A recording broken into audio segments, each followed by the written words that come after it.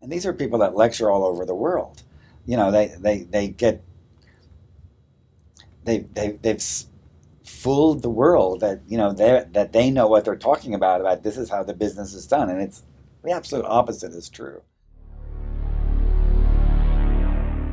Many of the other professors in that program saw themselves as a mentor of sort that was going to teach people how to do what you need, how you need to write. They were very dogmatic. They were very narrow-minded. And the work that Lew was doing, that was very, very different than what most, as it were, television writers of the time would do.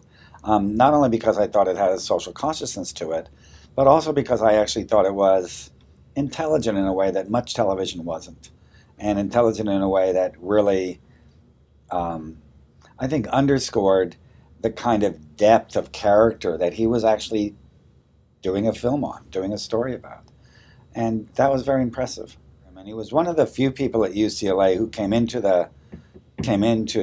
onto the faculty that were actually very active working in the industry at that point. He had actually, I think had something to say that was different to students. He wasn't someone who had come in because he'd done a lot of work as a feature writer 30 years earlier or 20 years earlier. So he wasn't talking about the old Hollywood. He wasn't kind of describing a world that for that matter, most students couldn't relate to either way. They were trying to make their own films.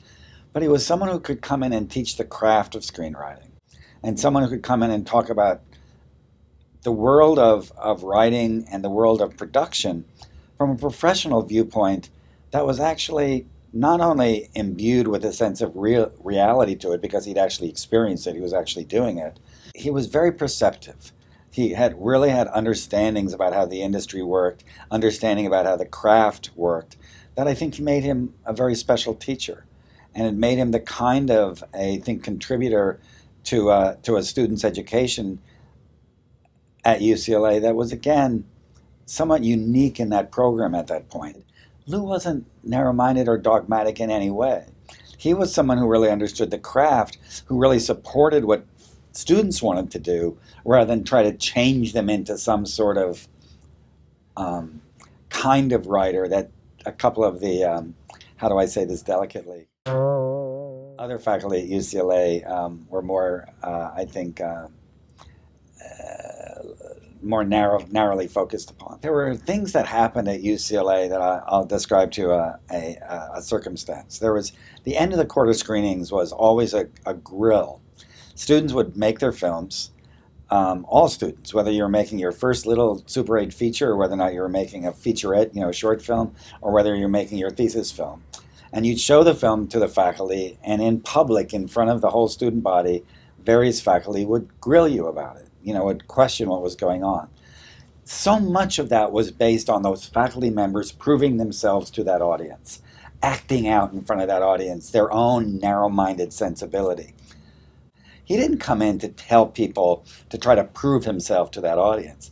He came in with a sense of craft, a sense of admiration, and truthfully a sense of respect for what the students were doing. So he wasn't the kind of faculty member who in some sense had to prove himself to the student because he was already a professional. And he didn't take the attitude of, I have to beat you down to show you how good I am.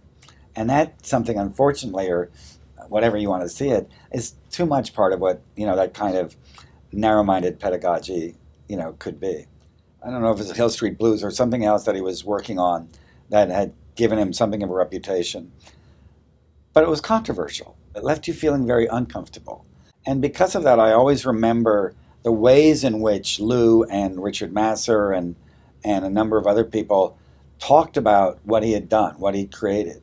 And it made me feel that, this was like the kind of filmmaking, the kind of, made for television type work that really, it was at a leading edge. It was actually trying to open up audiences to think about stories rather than trying to prove a kind of a narrow-minded catharsis where you already know, you tell them what to think and you already know what their response is going to be and you just feed into those biases. This was something that was going to try to do the opposite. This was a film that opened you up to thinking about something that for that matter was such a taboo that very few people had probably ever thought about it, except in terrible ways. Here's a blonde, seemingly almost middle American type guy writing about something that was on the edge of American social sensibility and morality. And it was really provocative. It was really interesting the way he did it. So instead of being one of those professors who come to teach because of their ego, and there's a lot of them in the world, who kind of retire from the business to come into the university and share their experiences about the world, he's the opposite. He's coming there to give you a sense of how the world works, help engage you with it, and give you skills and craft that allow you to function in it. And that made him an enormously, I think, for a lot of people, one of their, especially the writing students, one of the most significant professors that was there at that point. I won't even name the famous ones. It doesn't need to be said. They have their, this is how you write formulas, and they're wrong. And they're wrong in so many different ways that your teeth grit when you hear this said. And these are people that lecture all over the world. He never came across as the person who was selling you the secret of how to write a screenplay. He's actually doing the opposite. He was helping you understand craft. He was helping you understand ways of thinking about storytelling that helps you do the work you want to do as a student. That's invaluable. What you try to do as a teacher is help someone do what they want to do, not teach them what they should be doing, but enable them, allow them to grow and enable them to learn. Writing is such a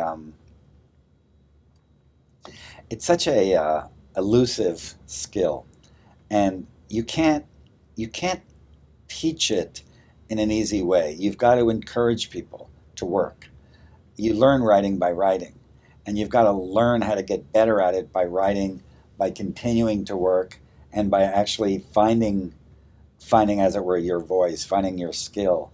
By writing and rewriting and working, you keep doing it. Lou, I've always had such enormous respect for you, and it's a pleasure to be part of this. It's funny that we go back to the points of talking about the origin of Sundance, which is maybe the first time we met.